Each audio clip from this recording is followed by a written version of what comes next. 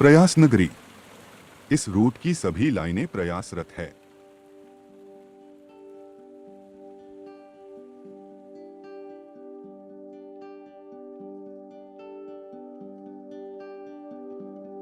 वेद कहते हैं कि आत्मा दिव्य स्वरूप है। वह केवल माया के बंधन में बंध गई है और उन बंधनों के टूटने पर ही वह अपने पूर्णत्व को प्राप्त कर लेगी, जिस अवस्था का नाम मुक्ति है।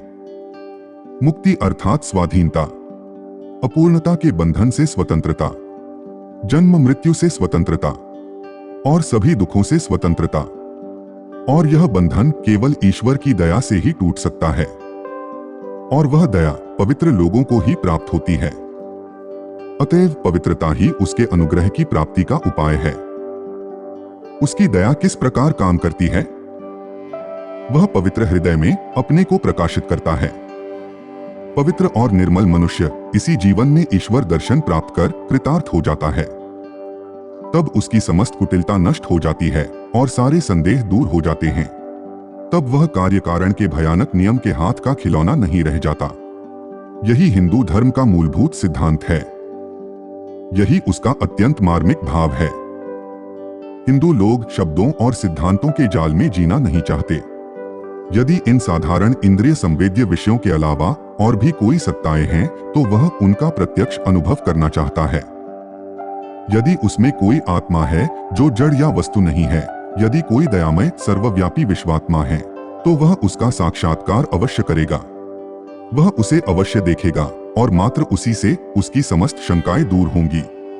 अतः हिंदू ऋषि आत्मा और ईश्वर के विषय में यही सर्वोत्तम प्रमाण देते हैं कि मैंने आत्मा का दर्शन किया है, मैंने ईश्वर का दर्शन किया है, और यही पूर्णत्व की एकमात्र शर्त है।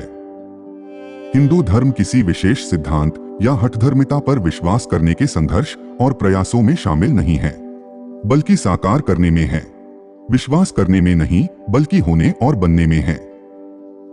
इस प्रकार हिंदुओं की सारी साधना प्रणाली का लक्ष्य है सतत परिश्रम द्वारा पूर्ण बन जाना, दिव्य बन जाना, ईश्वर को प्राप्त करना और उसका दर्शन कर लेना, उस स्वर्गस्थ पिता के समान पूर्ण हो जाना। यही हिंदुओं का धर्म है।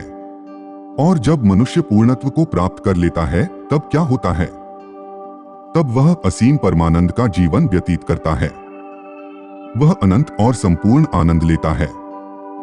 केवल एक ही चीज प्राप्त करता है जिसमें मनुष्य को आनंद होना चाहिए, अर्थात भगवान, और भगवान के साथ परमानंद का आस्वादन करता है।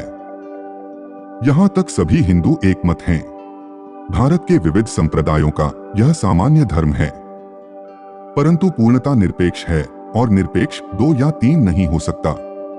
इसमें कोई गुण नहीं हो सकता, यह कोई व्यक्ति नहीं हो सकता। अतः जब आत्मा पूर्ण और निरपेक्ष हो जाती है, तो उसे ब्रह्मा के साथ एक होना चाहिए, और वह केवल भगवान को पूर्णता, वास्तविकता और अस्तित्व, परम सत्य, परम चित्त और परम आनंद के रूप में प्रत्यक्ष करती हैं। इसी साक्षात्कार के विषय में हमने बार बार पढ़ा है, जिसे व्यक्तित्व का खोना और पत्थर बनना कहा जाता है। जिन्हें कभी चोट नहीं लगी है, वे ही चोट के दाग पर मजाक करते हैं। मैं आपको बताता हूं कि ऐसी कोई बात नहीं है। यदि एक क्षुद्र शरीर की चेतना से इतना आनंद होता है, तो 2 शरीरों की चेतना का आनंद अधिक होना चाहिए, और उसी प्रकार क्रमशः अनेक शरीरों की चेतना के साथ आनंद की मात्रा भी अधिकाधिक बढ़नी चाहिए, और विश्व चेतना का बोध होने पर आनंद की परम अवस्था प्राप्त हो जाएगी। अतः उस असीम विश्व व्यक्तित्व की प्राप्ति के लिए इस कारावास स्वरूप दुखमय छोटे व्यक्तित्व का अंत होने ही चाहिए। जब मैं प्राण स्वरूप से एक हो जाऊंगा, तभी मृत्यु से मेरा छुटकारा हो सकता है। जब मैं आनंद स्वरूप हो जाऊंगा, तभी दुख का अंत हो सकता है। जब मैं ज्ञान स्वरूप हो जाऊंगा, तभी सब अज्ञानता का अंत हो सकता है। और यही अनिवार्य वैज्ञानिक निष्कर्ष भी है। विज्ञान ने यह सिद्ध कर दिया है कि हमारा यह भौतिक व्यक्तित्व भ्रम मात्र है। वास्तव में मेरा यह शरीर एक अटूट जड़सागर में एक छोटा सा, सदा परिवर्तित होते रहने वाला पिंड है। और मेरे दूसरे पक्ष आत्मा के संबंध में अद्वैत यानी एकत्व ही अनिवार्य निष्कर्ष है। विज्ञान एकत्व की खोज के सिवा और कुछ नहीं है। जैसे ही कोई विज्ञान पूर्ण एकता तक पहुंच जाएगी, तभी उसकी प्रगति वहीं रुक जाएगी। क्योंकि तब वह अपने लक्ष्य को प्राप्त कर लेगा।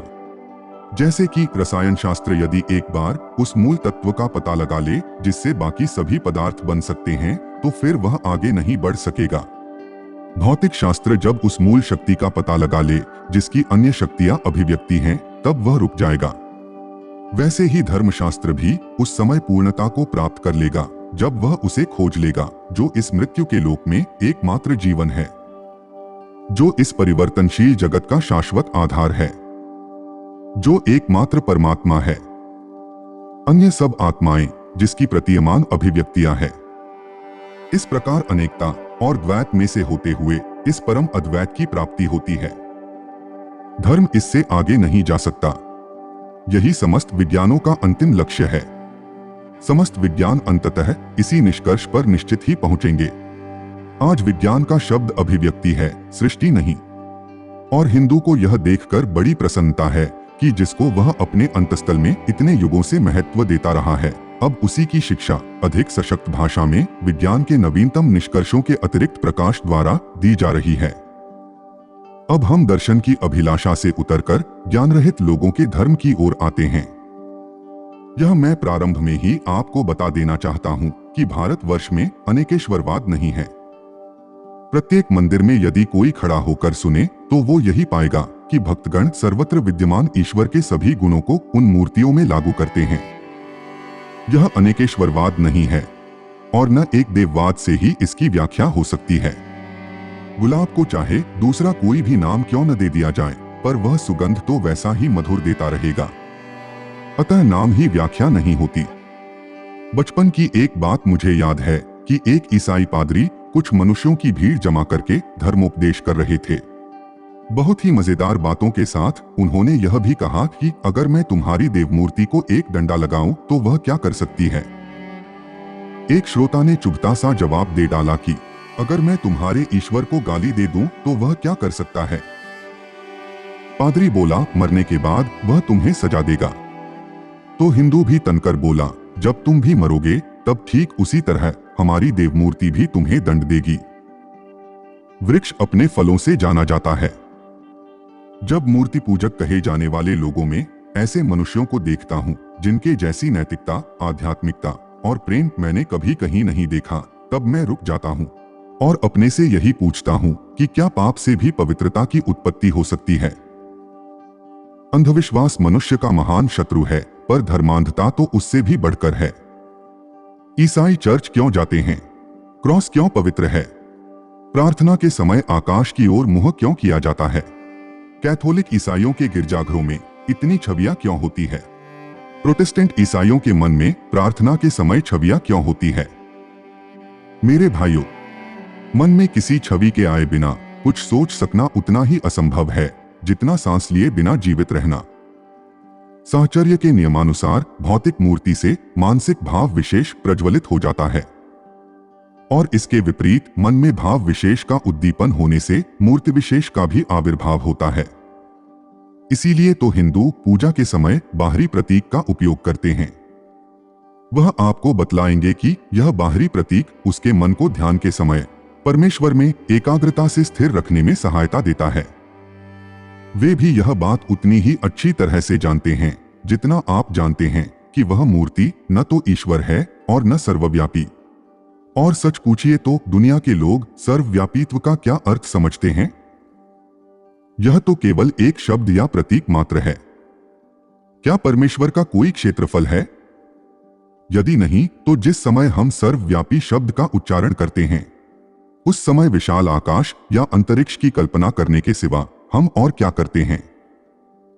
अपनी मानसिक संरचना के नियमानुसार हमें जिस प्रकार अपनी अनंतता की भावना को नीले आकाश या अपार समुद्र की कल्पना से बांधना पड़ता है, उसी प्रकार हम पवित्रता के भाव को अपने स्वभाव अनुसार चर्च या मस्जिद या क्रॉस से जोड़ लेते हैं। उसी तरह हिंदू लोग पवित्रता, सत्यता, सर्वव्यापित्व आदि भावों का संबंध विभिन्न मूर्तियों और रूपों से जोड़ लिए हैं। अंतर बस यह है कि जहां अन्य लोग अपना सारा जीवन किसी चर्च की मूर्ति की भक्ति में ही बिता देते हैं और उससे आगे नहीं बढ़ते, क्योंकि उनके लिए तो धर्म का अर्थ यही है कि कुछ विशिष्ट सिद्धांतों को वे अपनी बुद्धि द्वारा स्वीकृत कर लें और अपने मानव बंधुओं की भलाई करते रहें। वहीं एक हिंदू की सारी धर्म भावना प्रत्यक्ष अनुभूति या आत्म साक्षात्कार में केंद्रित होती है। मनुष्य को ईश्वर का साक्षात्कार करके दिव्य बनना है। मूर्तियां, मंदिर, चर्च या ग्रंथ तो आध्यात्मिक बचपन का केवल आधार या सहारा मात्र हैं। पर मनुष्य को और आगे बढ़कर उन्नति करनी चाहिए। मनुष्य को कहीं पर रुकना नहीं चाहिए। शास्त्र का कहना है कि बाहरी पूजा या मूर्ति पूजा सबसे नीचे की अवस्था है। आगे बढ़ने के प्रयास में मानसिक प्रार्थना साधना की दूसरी अवस्था है। और सबसे उच्च अवस्था तो वो है जब परमेश्वर का साक्षात्कार हो जाए। देखिए, वही अनुरागी साधक जो पहले मूर्ति के सामने प्रणत रहता था, अब क्या कह रहा है कि सूर्य उस परमात्मा को प्रकाशित नहीं कर सकता, न चंद्रमा या तारागण ही। बिजली की रोशनी भी परमेश्वर को उद्भासित नहीं कर सकती, न ही वो जिसे हम अग्नि कहते हैं, बल्कि ये सभी ही उस परमेश्वर के कारण प्रकाशित होते हैं। पर वह न तो किसी की मूर्ति को गाली देता है और न ही उसकी पूजा को पाप बताता है। वह तो उसे जीवन की एक आवश्यक अवस्था मानकर उसे स्वीकार करता है। बच्चे ही मनुष्य के पिता होते हैं। तो क्या किसी वृद्ध पुरुष को बचपन या युवावस्था को पाप या बुरा कहना उचित होगा? यदि कोई मनुष्य अपने दिव्य स्वरूप को मूर्ति की सहायता से अनुभव कर सकता है, तो क्या उसे पाप कहना ठीक होगा? और जब वह उस अवस्था से पार चला जाए, तब भी उसके लिए मूर्ति पूजा को गलत कहना उचित नहीं है। हिंदू की दृष्टि में मनुष्य भ्रम से सत्य की ओर नहीं जा रहा है। वह तो सत्य से सत्य की ओर जा रहा है, निम्न श्रेणी के सत्य से उच्च श्रेणी के सत्य की ओर अग्रसर हो रहा है। हिंदू के मतानुसार निम्न जड़ पूजावाद से लेकर सर्वोच्च अद्वैतवाद तक जितने धर्म हैं, वे सभी अपने जन्म तथा साहचर्य की अवस्था द्वारा निर्धारित होकर उस परमेश्वर के ज्ञान तथा उपलब्धि के निमित्त मानव आत्मा के विविध प्रयत्न हैं। और यह प्रत्येक प्रयत्न उन्नति की एक अवस्था को सूचित करता है। प्रत्येक आत्मा उस युवा गरुड़ पक्षी के समान है जो धीरे धीरे ऊंचा उड़ता हुआ तथा अधिकाधिक शक्ति संपादन करता हुआ अंत में चमकदार सूर्य तक पहुंच जाता है। अनेकता में एकता प्रकृति का विधान है और हिंदुओं ने इसे स्वीकार किया है। अन्य सभी धर्म में कुछ सिद्धांत विधिबद्ध कर दिए गए हैं और सारे समाज को उन्हें मानना अनिवार्य कर दिया गया है। वह समाज के सामने केवल एक कोट रख देते हैं जो जैक, जॉन और हेनरी सभी को ठीक होना चाहिए। यदि वह जॉन या हेनरी के शरीर में ठीक नहीं आता, तो उसे अपना तन ढकने के लिए बिना कोट के ही रहना होगा। हिंदुओं ने यह जान लिया है कि निरपेक्ष ब्रह्म तत्व का साक्षात्कार चिंतन या वर्णन सापेक्ष के सहारे ही हो सकता है और मूर्तियां, क्रॉस या अर्धचंद्र केवल विभिन्न प्रतीक हैं। वे मानो ढेर सारी खूंटियां हैं जिनमें धार्मिक विचारें लटकाई जाती हैं। ऐसा नहीं है कि इन प्रतीकों की आवश्यकता हर एक के लिए हो, किंतु जिन्हें अपने लिए इन प्रतीकों की सहायता की आवश्यकता नहीं है, उन्हें यह कहने का अधिकार नहीं है कि वो गलत है। हिंदू धर्म में ये अनिवार्य भी नहीं है। एक बात आपको अवश्य बता दूं, भारतवर्ष में मूर्ति पूजा का मतलब कोई भयंकर बात नहीं है। वह व्यभिचार की जननी नहीं है, वरन यह अविकसित मन के लिए उच्च आध्यात्मिक भाव को ग्रहण करने का प्रयास है। अवश्य ही हिंदुओं के अपने दोष हैं, उनके कुछ अपने अपवाद हैं, पर यह ध्यान रखिए कि उनके दोष अपने शरीर को ही उत्पीड़ित करने तक सीमित हैं। वे कभी अपने पड़ोसियों का गला नहीं काटने जाते। अगर हिंदू धर्मांध चिता पर अपने आप को जला डाले तो भी वह कभी जिज्ञासा की आग नहीं जलाता है। इस बात के लिए उसे इससे अधिक दोषी नहीं ठहराया जा सकता जितना चुड़ैलों को जलाने का दोष ईसाई धर्म पर मढ़ा जा सकता है। अतः हिंदुओं की दृष्टि में समस्त धर्म जगत विभिन्न रुचि वाले स्त्री पुरुषों की विभिन्न अवस्थाओं एवं परिस्थितियों में से होते हुए एक ही लक्ष्य की ओर यात्रा है, प्रगति है। प्रत्येक धर्म भौतिक मानव से एक ईश्वर का उद्भव कर रहा है और वही ईश्वर उन सब का प्रेरक है। तो फिर इतने परस्पर विरोध क्यों हैं? हिंदुओं का कहना है कि ये विरोध केवल आभासी हैं। उन विरोध की उत्पत्ति सत्य के द्वारा विभिन्न अवस्थाओं और प्रकृतियों के अनुरूप अपना समायोजन यानी एडजस्टमेंट करते समय होती है। एक ही रोशनी विभिन्न रंग के कांच में से विभिन्न रूप में प्रकट होती है। समायोजन के लिए इस प्रकार की अल्प विविधता आवश्यक है। परंतु प्रत्येक के अंतस्थल में उसी सत्य का राज है। ईश्वर ने अपने कृष्ण अवतार में हिंदुओं को यह उपदेश दिया है कि प्रत्येक धर्म में मैं मोती की माला में सूत्र की तरह पिरोया हुआ हूँ। जहाँ भी तुम्हें मानव सृष्टि को उन्नत बनाने वाली और पावन करने वाली अतिशय पवित्रता और असाधारण शक्ति दिखाई दे तो जान लो कि मैं वहाँ उपस्थित हूँ। और इस शिक्षा का परिणाम क्या हुआ? मैं सारे संसार को ये चुनौती देता हूँ कि वह संपूर्ण संस्कृत दर्शन शास्त्र में मुझे एक ऐसी उक्ति दिखा दे जिसमें यह बताया गया हो कि केवल हिंदुओं का ही उद्धार होगा और दूसरों का नहीं। व्यास जी कहते हैं, हमारी जाति और संप्रदाय की सीमा के बाहर भी पूर्णत्व तक पहुंचे हुए मनुष्य हैं।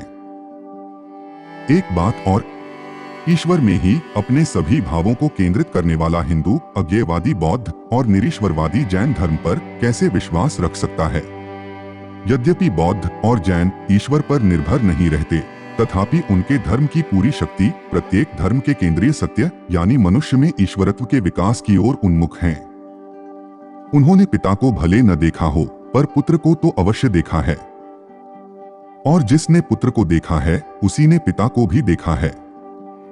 भाइयों, हिंदुओं के धार्मिक विचारों की यही संक्षिप्त रूपरेखा है। हो सकता है कि हिंदू अपनी सभी योजनाओं को कार्यान्वित करने में असफल रहा हो, पर यदि कभी कोई सार्वभौमिक धर्म होना है तो वह किसी देश या काल से सीमाबद्ध नहीं होगा। वह उस अनंत ईश्वर के समान ही अनंत होगा जिसका वह उपदेश देगा, जिसका सूर्य कृष्ण और ईसा दोनों के अनुयायियों पर, संतों और पापियों पर समान रूप से प्रकाशित होगा, जो न तो ब्राह्मण होगा, न बौद्ध, न ईसाई और न मुसलमान, वरन इन सबों का सामूहिकता होगा, किंतु फिर भी उसमें विकास के लिए अनंत जगह होगा, जो इतना उदार होगा कि निम्नतम घृणित जंगली मनुष्य जो पशुओं के स्तर का हो से लेकर अपने हृदय और मस्तिष्क के गुणों के कारण मानवता से ऊपर उठे उच्चतम मनुष्य जिसके प्रति सारा समाज श्रद्धा मत हो जाता है और लोग जिसके मनुष्य होने में संदेह करते हैं, तक को अपनी बाहों से आलिंगन कर सके और उनमें सबको स्थान दे सके। वह धर्म ऐसा होगा जिसकी नीति में उत्पीड़न या असहिष्णुता का स्थान नहीं होगा। वह प्रत्येक स्त्री और पुरुष में दिव्यता का स्वीकार करेगा और उसका संपूर्ण बल और सामरस्य मानवता को अपनी सच्ची दिव्य प्रकृति का साक्षात्कार करने के लिए सहायता देने में ही केंद्रित होगा। आप ऐसा धर्म सामने रखिए और सारा राष्ट्र आपके अनुयायी बन जाएंगे। सम्राट अशोक की परिषद बौद्ध परिषद थी। अकबर की परिषद हालांकि उद्देश्य से अधिक केवल एक बैठक की ही गोष्ठी थी, किंतु पृथ्वी के कोने कोने में यह घोषणा करने का गौरव अमेरिका के लिए ही आरक्षित था कि प्रत्येक धर्म में ईश्वर हैं। वह जो हिंदुओं के ब्रह्म, पारसियों के अहुरा मज़दा, बौद्धों के बुद्ध, यहूदियों के यहोवा और ईसाइयों के स्वर्गस्थ पिता हैं, आपको अपने उदार उद्देश्य को कार्यान्वित करने की शक्ति प्रदान करे। नक्षत्र पूर्व गगन में उदित हुआ और कभी धुंधला और कभी तेज होते हुए धीरे धीरे पश्चिम की ओर यात्रा करते करते उसने समस्त दुनिया का चक्कर लगाकर अब फिर प्राची के क्षितिज में पहले की तुलना में 1000 गुना अधिक ज्योति के साथ उदित हो रहा है। स्वाधीनता की मातृभूमि कोलंबिया, तू धन्य है। यह तेरा सौभाग्य है कि तूने अपने पड़ोसियों के रक्त से अपने हाथ कभी नहीं भिगोए। तूने अपने पड़ोसियों का सर्वस्व लूटकर सहज में ही धनी और संपन्न होने की चेष्टा नहीं की। अतः समन्वय की ध्वजा फहराते हुए सभ्यता की ओर अग्रणी होकर चलने का सौभाग्य तेरा ही था।